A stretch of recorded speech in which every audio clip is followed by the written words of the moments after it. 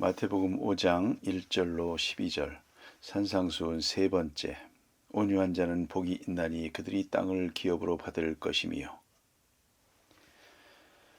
오늘 우리는 예수님께서 산에 올라가서 말씀하신 산상보훈의 말씀을 공부하고 있습니다. 이것은 천국 백성은 이러하니라, 또 천국 백성은 이렇게 살아야 한다, 혹은 천국 백성은 이러하기 때문에 복이 있다라고 말씀하십니다. 먼저는 마음이 가난한 자가 복이 있다 하는 말씀을 배웠고요. 애통하는 자가 복이 있다 하는 말씀을 들었습니다. 오늘 세 번째는 온유한 자가 복이 있습니다 하는 말씀입니다. 이것은 시편 37편 11절에 있는 말씀을 인용하고 있습니다. 그런데 온유하다는 말의 뜻을 생각할 필요가 있습니다. 온유하다 하는 말은 우리가 일반적으로 쓰는 그런 말은 아닙니다. 이 온유하다는 말은 하나님께도 쓰여지는 속성입니다. 하나님 보고 겸손하다고는 안 합니다. 그러나 하나님은 온유하시다라는 말은 합니다. 그런 말로 이 온유하다는 말은 넓게 또 깊게 쓰여지는 말입니다. 온유한 자가 복이 있다. 그 땅을 차지하겠다고 그랬습니다. 그 땅을 차지한다는 말과 온유한다는 말은 정반대의 말처럼 들립니다. 땅을 차지한다는 것은 바로 왕권을 말하는 것입니다. 그래서 봉사한다고 할 때 봉사를 헬라어로 디아코니아라고 합니다. 왕을 뭐라고 하는 거 아니 디아코노스라고 합니다. 디아코니아, 디아코노스, 그 어원이 같습니다. 이 봉사한다는 것과 왕권이라는 것은 하나님의 높은 섭리 가운데 같이 연계되어 있다는 것을 잊지 말아야 됩니다. 우리는 섬기는 자라야 다스릴 수가 있습니다. 다스린다는 것, 이 왕권이라는 것은 온유한 자에게 주어지는 축복이요 특성인 것입니다. 극과 극의 이야기 같은데 아주 신비롭게 이 두 개념은 조화를 이루고 있습니다. 헬라어로 온유하다는 말은 프라우스라고 합니다. 이 뜻은 본래 윤리적인 표현입니다. 몇 가지로 정의할 수가 있습니다. 첫째는 온유하다는 말은 두 극단에 서지 않는다는 것입니다. 우리가 말을 하든 행동을 하든 생각을 하든 극단적으로 익스트림으로 생각하지 않는다는 것입니다. 그 점을 깊이 생각해야 합니다. 우리는 이 극단주의적인 것, 극렬한 것, 그것은 온유함이 아닙니다. 어느 쪽으로든지 우리는 극단에 서서는 안 됩니다. 다시 말해서 모든 의견에 있어서 자기의 의견이 절대적으로 옳다고 하는 그런 생각을 가져서는 안 됩니다. 이건 이성적 극단입니다. 또 자기가 생각하는 것은 항상 선하다. 그건 도덕적인 극단입니다. 그렇지 않습니다. 언제든지 우리는 극단에 서지 말아야 하고, 또 하나는 아주 망해버렸다. 다 끝났다. 이제 소망이 없다. 그것도 극단입니다. 소망이 있을는지 없을는지는 좀 두고 봐야 됩니다. 우리 너무 판단에 있어서, 행동에 있어서, 생각에 있어서, 말에 있어서 극단으로 치우치지 말아야 합니다. 다시 말하면 다 된 것처럼 교만하지도 말고 다 끝났다고 절망하지도 말 것입니다. 그건 다 온유한 게 아닙니다. 온유한 자는 극단으로 치지 않는다. 말이나 생각에서 아예 끝으로 가는 그런 행동, 생각을 해서는 안 된다는 것입니다. 그 다음에 이 온유하다는 말은 자기 자신을 다스리는 것을 말합니다. 그래서 짐승의 세계에서 표현할 때는 온유하다는 말은 길이 잘 들여 있다 하는 말이 됩니다. 거친 동물이 아니고 아주 잘 길이 들여서 이제 말을 잘 듣습니다. 그러한 성품을 온유하다고 합니다. 가끔 서커스이기도 합니다만 커다란 코끼리, 이 코끼리를 데리고 다니는 걸 볼 수 있고, 또 어린아이를 태워가지고 다니는 걸 볼 수가 있습니다. 발을 내려놔서 아이가 올라가게 하고, 또 코를 가지고 등에 올려놓습니다. 참 길을 잘 들였습니다. 어떻게 저 큰 코끼리를 저렇게 길들여놨나 생각합니다. 그렇지 않습니까? 짐승 중에 보면 길을 잘 들였다. 이게 온유한 것입니다. 이제 한번 생각해 보십시다. 여러분의 마음이 잘 길들여졌는가? 아침에 일어나자 하면 일어나고 자자 하면 자야 되는 것입니다. 누웠는데 잠이 안 오고 일어났는데 정신이 들지 않고 이건 길들여지지 않은 것입니다. 몸이 말을 안 듣거든요. 그렇지 않습니까? 이제 여러분의 감정이 문제입니다. 내가 사랑해야 될 사람을 사랑해야지, 좋아할 사람을 좋아해야지. 그리고 잊어버릴 것들이 있습니다. 좋지 않은 관계 같으면 잊어버리자 하고 싹 잊어버려야 되는데 자꾸만 생각이 납니다. 그건 마음이 길들여지지 못한 것입니다. 그러니까 어쨌든 잠을 못 자는 사람은 아직 훈련이 덜 된 겁니다. 자야겠다 하고 누우면 자야지. 잠이 안 오고 이 생각 저 생각, 이것은 길들여지지 못한 것입니다. 어쨌든 내 몸, 내 심경, 내 마음, 내 행동을 잘 길들여 나가야 되는데요. 특별히 중요한 게 있습니다. 길들여진다는 말은 바로 순종을 말하는 것입니다. 그래서 내 몸이 내 정신에게 순종합니다. 내 마음에게 순종을 합니다.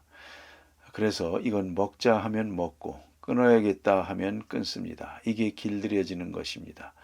예를 들어 담배를 못 끊는 사람, 그건 바로 길들여지지 않은 온유하지 못한 것입니다. 이걸 끊어야겠다 생각은 하면서 못 끊는 것입니다. 이런 것들이 다 온유하다는 말에 포함되는 것입니다.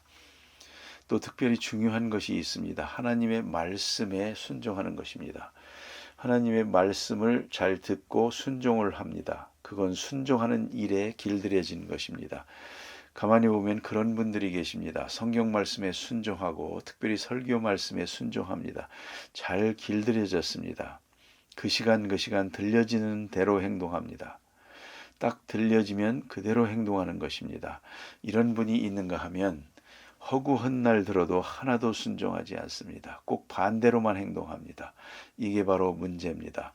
온유한다는 말은 내 영이 하나님의 말씀에 잘 순종한다.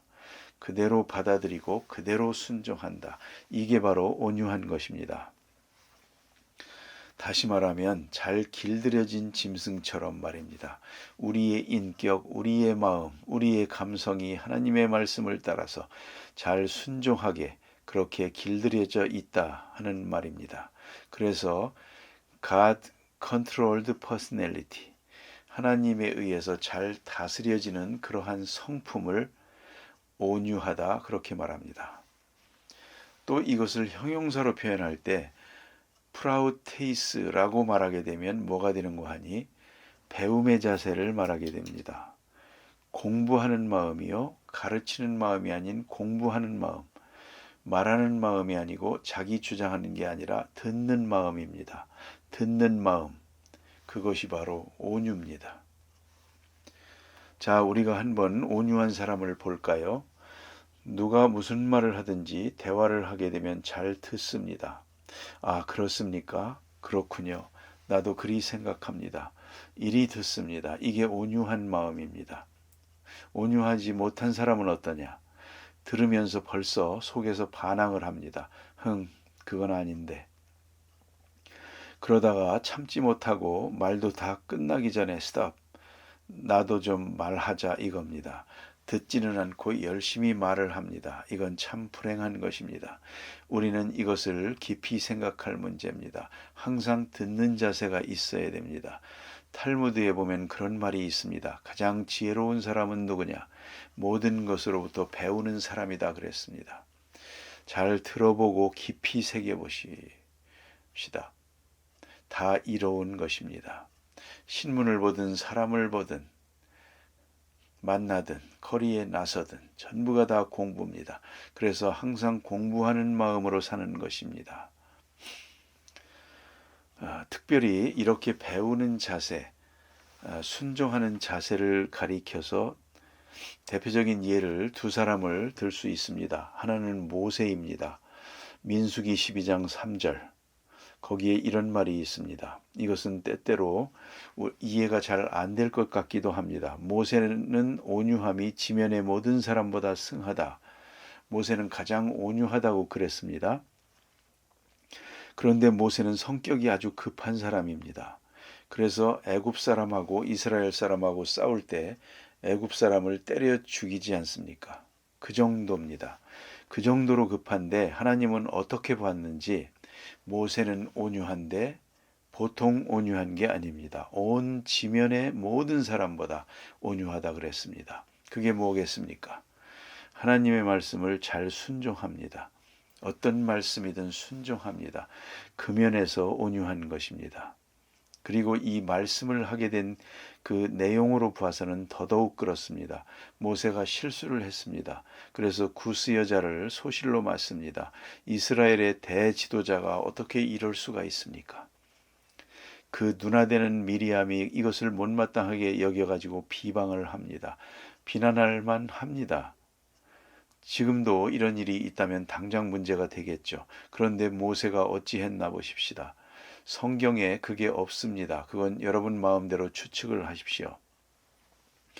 그런데 하나님께서는 이 시간에 모든 사람 중에 모세가 가장 온유하다 말씀하시고 온유를 전제로 해서 미리암을 칩니다. 미리암이 문둥병 환자가 됩니다. 그러면 모세가 어떻게 온유했을 것 같습니까? 아마도 그랬을 것 같습니다. 죄인을 죄인이라고 하는데 뭐 할 말 없지. 잘못한 걸 보고 잘못했다는데 내가 무슨 할 말이 있는가? 가만히 참았던 것 같습니다. 미리암이 비방해도 미워하지도 않고 변명하지도 않고 그저 하나님 죄송합니다.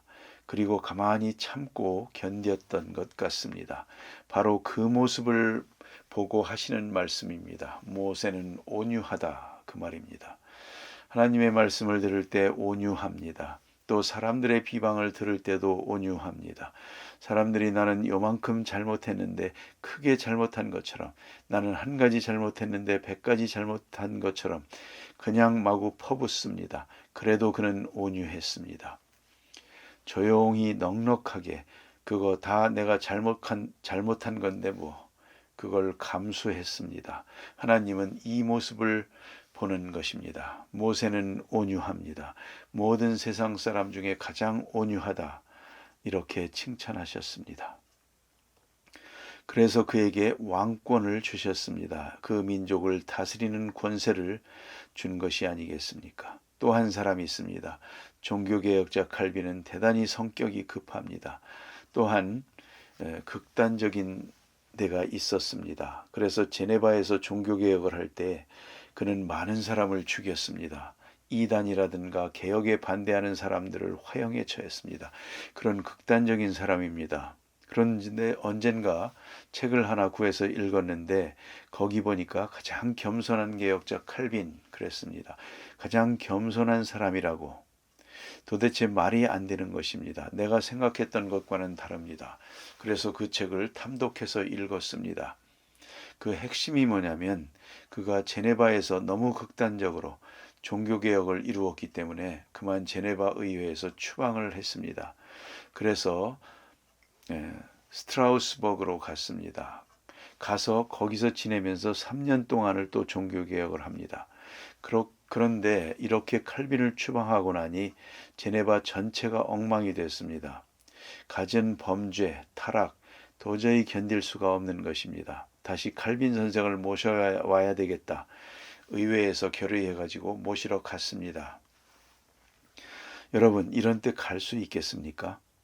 의회에서 결의해가지고 추방당했습니다. 추방당해서 저 시골에 가 있는데 3년 동안이나 이제 가서 다시 오십시오 한다고 여러분은 가겠습니까? 저라면 안 갈 것 같습니다. 그런데 칼빈은 그것이 하나님의 뜻이면 가야지. 그리고 자기를 내쫓은 제네바로 다시 돌아왔습니다. 종교개혁을 했습니다. 바로 이것 때문에 칼빈은 가장 겸손한 사람이라고. 그게 뭡니까? 하나님의 뜻 앞에 순종하는 것입니다. 이것이 하나님의 뜻이라고 할 때 이의를 제기하지 않습니다. 온유한 마음으로 순종을 합니다. 그야말로 말씀으로 잘 길들여진 사람입니다. 순종으로 잘 길들여진 그런 사람입니다. 그래서 하는 말입니다. 가장 온유하다는 말은 그런 뜻입니다.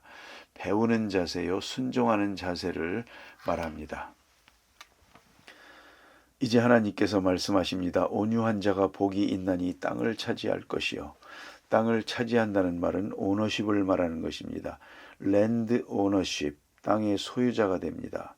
옛날엔 큰 왕이 있고 그 왕 밑에 또 작은 왕들이 있습니다. 분봉왕들이 있습니다. 영주가 있습니다. 그래서 땅을 내주는 것입니다. 그 땅을 가지고 사람들은 다스립니다. 큰 왕 밑에서 말입니다. 큰 왕이 그걸 보장해 주는 것입니다. 이것이 바로 왕권입니다. 땅을 차지한다 하는 말이 바로 그것을 말합니다. 또 한 가지는 땅을 차지한다는 말은 땅을 즐긴다는 뜻입니다. 소유를 즐긴다. 아주 심리학적으로 굉장히 중요한 의미가 있습니다.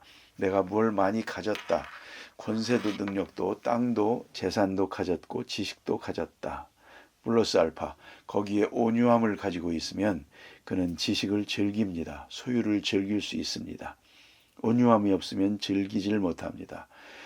지식이 교만하게 되고 그래서 인격 파탄이 되고 또 많은 재산이 근심거리가 됩니다. 이걸 알아야 됩니다. 온유한 자에게만이 그가 얼마를 가졌든지 그 돈이 그에게 즐거움이 되는 것입니다. 온유를 잃어버리고 나면 이건 다 걱정거리요. 절대로 행복의 요소가 될 수가 없습니다. 그걸 잊지 말아야 합니다. 온유한 자가 땅을 차지한다. 또 문자 그대로 보면 땅을 차지한다는 말은 큰 것을 맡긴다 하는 뜻입니다. 달란트 비유에서 보는 바와 같이 작은 일에 충성했기 때문에 큰 일을 맡기겠다. 온유한 자가 복이 있는 것은 하나님께서 그에게 일을 맡기십니다. 온유를 떠나는 순간 하나님께서 일을 거두어 버리십니다. 그러니까 하나님의 일을 할 수 있는 특권을 얻게 된다는 말씀입니다. 온유한 자가, 더욱이 온유한 자의 깊은 신학적 의미는 땅을 차지한다는 말은 가나안 땅을 말합니다. 영원한 하나님의 나라를 가리키는 것입니다. 요단강 건너의 나라를 말하는 것입니다. 땅을 차지합니다. 하나님 나라의 복을 받게 된다는 말입니다. 땅을 기업으로 받습니다. 여러분, 우리가 이런 면에서 복을 받기 위해서는 복받을 그릇이 있어야 되고 그릇의 가장 중요한 특성은 온유함입니다. 천국 백성의 성격은 온유함입니다. 그 온유함이 있을 때 하나님께서는 그 땅을 차지하게 하는, 땅을 즐기게 하는, 소유권을 즐길 수 있게 하는 그런 복을 주신다는 말입니다. 기도하십시다.